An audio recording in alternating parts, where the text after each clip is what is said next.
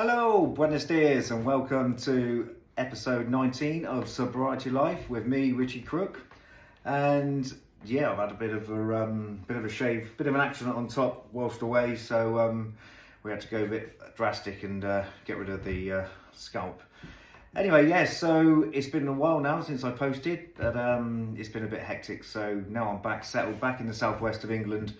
I thought we'd pick up where we left off and talk about a subject today which will relate to a lot of people, and that is called addictive personality. Do you have an addictive personality, or do you think you're developing an addictive personality? So we're going to touch on that, but first and foremost, I'll get the legal stuff out of the way that I am not professional, I'm not linked to any governing bodies. What you hear and see on my podcast is from past experience and from present experience, so I'm not affiliated to anybody, so please don't sue me. And if you're interested, please subscribe, please like, and please continue to leave your really helpful comments, because over the last couple of weeks I've received some really good, positive and constructive feedback, which I hope my replies have helped those of you who've found the time to write in or call in or see me in person around the supermarket or wherever, where you are. And again, it's all completely anonymous. Nothing will be talked about. Please don't think that what you share with me or any other one of us in Sobriety Life it's not going to go anywhere. It's completely confidential. And well done for those of you who have come forward and shared some of your concerns, or this is what the whole podcast is about. It's all about talking, just not bottling things up, and talking and getting things out there. And believe me, there is always hope, and as long as you've got a glimmer of hope, then life can be really good, and I can promise you that, and take that from me. So continue to write to me, continue to phone me, continue to email me, or however you want to get in touch with me. I'm always at the other end of the line. It may take me a while to get back to you, but that's life. I mean, we're all busy, and I do this as a hobby, and when I find the time, I post at any God-given time I possibly can. If I've got something on my mind, then I post it. I'm trying to do a few little shorts here and there, short posts, which I'm told by my kids I've got to do. Again, it's not to try and get any popularity. It's not a popularity contest. It's just sharing what I believe is really important. And, that's been touched upon within the last couple of weeks with the passing and the death, of Ricky Hatton, who was sort of always like a bit of a hero of mine, and the friends I used to do knock about with, because he was a lad from a council estate, just a bit like, you or I, or, can relate to the people like us. He was a lad from a council estate, through hard work, grit and dedication, he made it to the top of the tree, with the likes of Vegas and whatnot, beating the world's best, become a world champion, and unfortunately just could not handle life after the bright lights had been turned out, really. And Ricky Hatton suffered from alcohol addiction. He suffered from mental health, serious mental health, depression, and obviously he turned into an addict through the sort of not being able to handle both sides of the coin, basically. Like another one is like Paul Gascoigne, George Best, and you see these, to a certain degree Ozzy Osbourne, but I think he pulled his life around. But addiction, and especially alcohol addiction, can take you down to some really dark places. And I dip my cap to Ricky Hatton and his family. I'm sure they're absolutely devastated, and I just wanted to bring that up and sort of say, my thoughts are, all tiny little minuscule what they are. Said a prayer for the Hatton family, and just goes to show that addiction, alcohol addiction, can strike you, and can and will, and like I've said in many episodes, it will take you all the way down to the grave, unfortunately. And that's not me being somber on a Saturday morning. That is just fact. So yeah, it's highlighted that this week, and I just wanted to share that in the first in episode 19. I'm sorry if some of you have missed some of the episodes. I think that's down to my counting and me making mistakes on other platforms. So those of you who have said that missing episodes, just roll with it, as that man would say.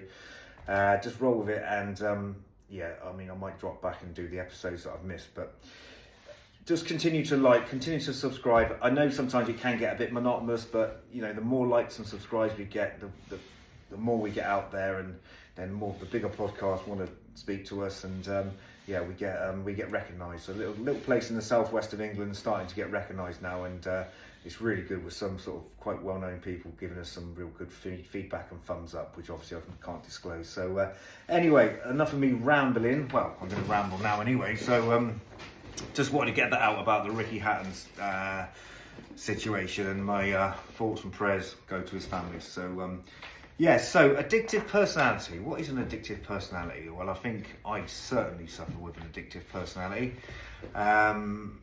It's just basically if, for instance, you could be completely addicted to, say, alcohol. Nothing else matters. You're just addicted, and you get better. Okay, so you get better. You find sobriety, but then there's like a hole. There's a void. There's a void in your life. So then you may drop onto something different to sort of fill that void, or supposedly void, where you may it may not be alcohol. You may then sort of start getting into something like adventurous sort of rock climbing, or thrill seeking, or jumping out of aeroplanes, and then all of a sudden you were doing that maybe once every month. That becomes twice a month. That becomes 4 times a month. You see the pattern going here, and before you know it, you're jumping out of an aeroplane 3 times a day, and you become addicted to jumping out of aeroplanes, or climbing up the side of Mount Snowdon or Everest or whatever you want, you know, and it can actually put your life in danger. So, and then like, I don't know, what's another one? You could be lying. You could be addicted to lying. Some people are addicted to lying. It can be a disorder where you just continuously lying all the time. It could be gambling. You could fall into the gambling addiction, where you've only ever gambled on once every year, Grand National Day. And then suddenly it becomes Grand National and the Gold Cup Day. And then suddenly it's every single day of the week, every single race of the week, and then that's how the addictions are forming. And then again, it can bring you into some really sort of dark places. I mean, a lot of the time, once you do suffer with like a sort of addiction and an addictive personality, which I was taught back along that there's no such thing as an addictive personality, but I disagree on that, because I'm clean from alcohol or drugs or smoking or vaping, sugar. I don't touch anything like that now. But suddenly I started becoming myself almost like, I don't know if it's an addiction, it possibly is, to Spanish lessons.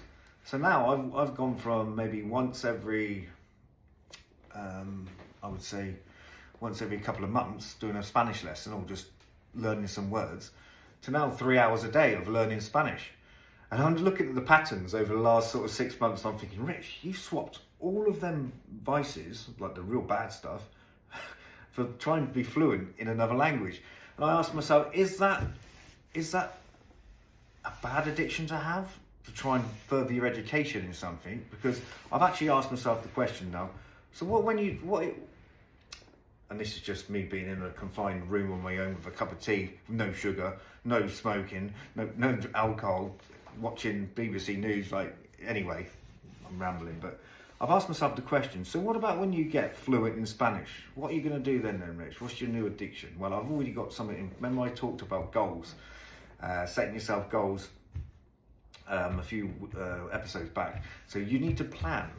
So if you've just, found sobriety and you're in sobriety and you're thinking, I'm really loving this. Well, to start with, you won't love it. I'm telling you that now, you won't love it. You feel like you're missing out on every single God-given thing that's going. You'll envy every person that goes to the pub, unless you've been a real chronic alcoholic where you're in sort of recovery, where you're sort of so fragile that you don't really think straight. You're on so much medication, you don't envy anyone. But I'm saying, when you find that actual path to sobriety, and you're actually getting to step one, you'll envy everybody, because you seem to think in your brain that everyone's going out, they're having a good time, you're missing out because you've overindulged over the years, and the big green envy monster comes over you, and you sort of become reclusive, you become resentful, scared. You're very scared because you're scared that your life is over, which is not. Believe me, it's not. So yeah, where was I going with that? But what I'm saying is, you need to plan for what you're going to do when your next obsession, I would call it, or addictive mindset has reached its course. Now, the good thing is, sorry, my screen just went off. But the good thing is, it's a good or bad thing, but when you're addicted to dangerous substances, there's always a bad outcome. The ending's always bad. Fatal, depression, prison, rehabilitation centre, in trouble with the law. That's your bad addiction outcomes. If that's an alcohol, if that's drugs, if that's it could be a sex addiction, it could be a drug addiction, it could be lying addiction. There's always a bad outcome. You can see the outcome from word go, this addictive personality, and you've got them bad vices, there's going to be a bad outcome. I can tell you that. Smoking, okay, it's not short-term bad outcome, but long-term, you're going to die of lung cancer. End of story. One of my family members did, and another one of my family members actually died connected with smoking. Anyway, that's the addiction. That's the bad vices. There's the outcome. But if you can plan for the good addiction outcomes, for instance, a Spanish lesson, learning guitar, what's another one? I don't know. Work addiction, but you'll be careful about work addiction. We'll touch on that in a second. But let's just say the good addictions: going to football matches, playing sport, exercise, guitar, learning a language. So this is the goals we've put into place after we've quit our alcohol, drugs, whatever. So you plan. So your goals are, right, I'm going to do this. I'm going to learn a language. However, straight away you need to say, what is the end goal after I've reached top of the tree, can't get any better, fluent, I'm the most fluent in Spanish without the moustache and the sombrero. What do I do next? Well, what I'm going to do, I've already made these decisions. I'm going to learn another language. So that's going to take me another 2 years then to learn another language.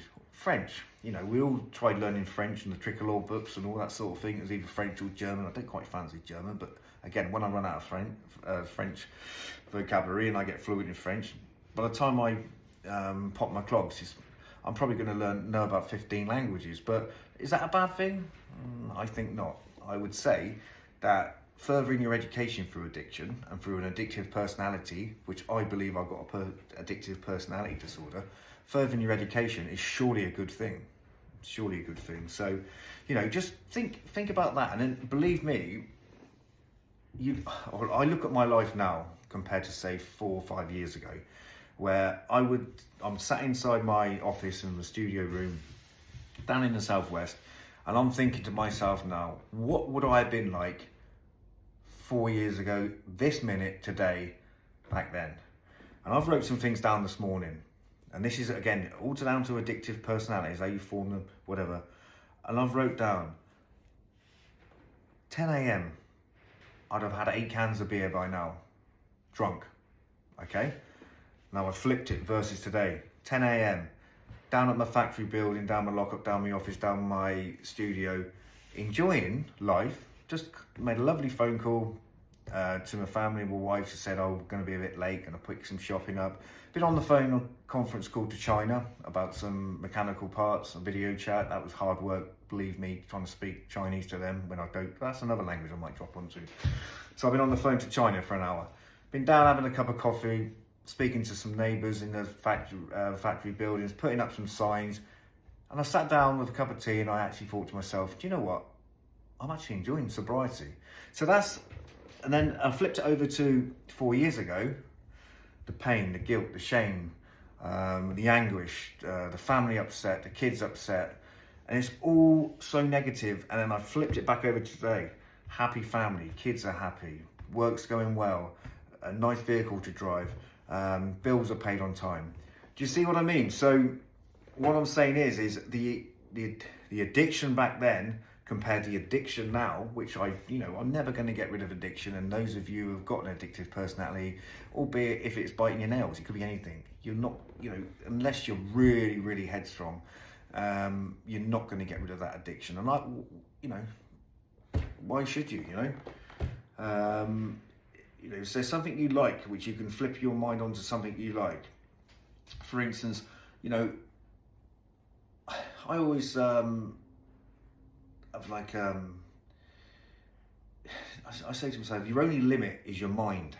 The mind is a very powerful thing, and that's something we will touch upon, your mind. But you just got to keep going. Never give up. Never give up. Always be positive. Start doing instead of saying you're going to do something. Just start doing something. No excuses, because your mind will give you so many excuses all the time. Oh, don't do this, don't, what if, and it's just always excuses, and every one of us is going to, with concerning our addictive personality, you're going to put a process in place, like I said about the goals. Now, obviously, you're going to implement these goals before you start doing something. For instance, me, it was a language and the guitar. Now, I've put the guitar down because doing the two together doesn't work, because I can't concentrate on one or the other. So what I've done now is I've just put the guitar down and I just have a quick go on that. I'm useless, absolutely useless, but who cares? It doesn't matter, because you just keep training your addictiveness and your personality to sort of, to be in control. You're in control now. That's not in control of you.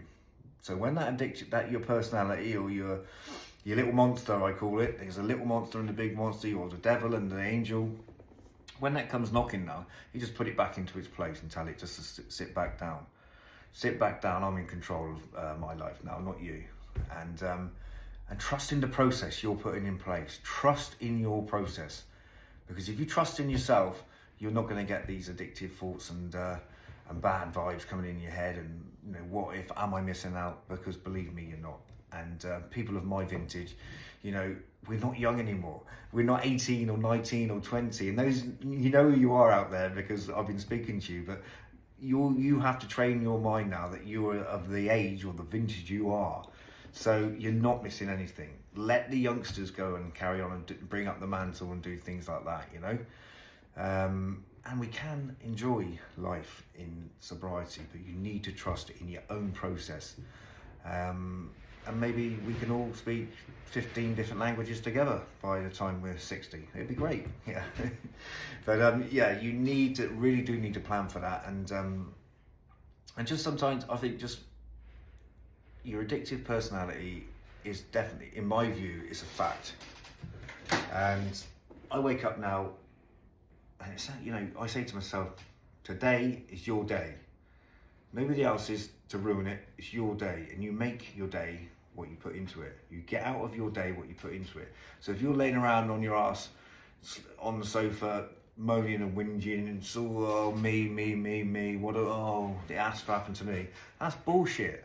We've all been there and sort of got ourselves down. Oh God, tell you what, what's the easy way out? Oh, I'm gonna go to the fridge. I'm gonna have myself 14 cans of cider or whatever.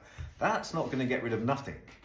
And the harsh line of it is, even if you've got a loved one nagging in your ear telling you that, and you're not going to listen, only you and me can make up our mind how we take this on. So you need to take it on head first, shoulders back, chest out, and think to yourself, no one's going to be, you can't wallow in your own self-pity. That's another another podcast. But deal with today, you own today, get out there and just enjoy life. And if you are struggling, you know, and many people have come forward and, you know, say, good podcast, you know, I like it, it's raw, it's not, you know, edited, it's sort of no pre-recording or whatever, we don't see you stop and start, it's all coming off your chest. It's the only reason, you know, I'm putting this out there because I've been to some really dark places, and I don't mean like dark as in you can't see with any street lights. I mean like dark places mentally, you know, to try and get myself back into reality, really. And I'm not saying I was like a nutcase running around like, you know, one eye looking up, one eye looking down, bug-eyed, you know, there's none of that. I was allowing certain thought aspects to enter my life and enter my thought process without the strength and the courage and the wisdom to actually fight it head on. I.e., just to try and simplify it, I had like a little devil and there was the angel, and the devil seemed to be winning. And with the addictive personality in me, I was sort of hung on to the devil and starting to make good friends with the devil, and the angel was getting a big cold shoulder back onto the old backpack. And then that's when you can really spiral into crime, addiction, violence, you name it. You know, I personally can spiral down into them sort of processes, because I'm genuinely, and those who do know me, I'm a really sort of forward, outgoing, sort of positive, chirpy sort of person. But if that devil takes over me, I can become a very sad, lonely, scared, withdrawn, and quite a sad individual. So it sort of flips onto the Ricky Hatton side of things, where I can really relate to the position that lad must have been in. I think he was a year younger than me, but I can really relate to what he was going through in the final hours of his life.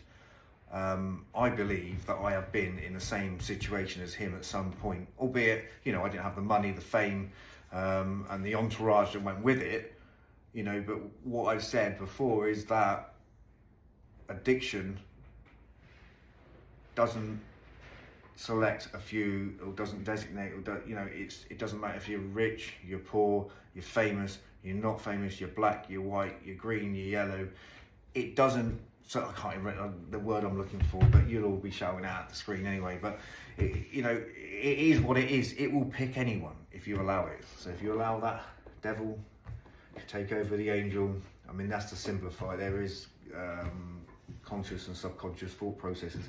We will get into that when you've got a spare 2 or 3 hours. But so yeah, so I can really relate to it, and I felt quite sad, and I did have a prayer for him, and I did pray for him, and it just goes to show that it can happen to anyone.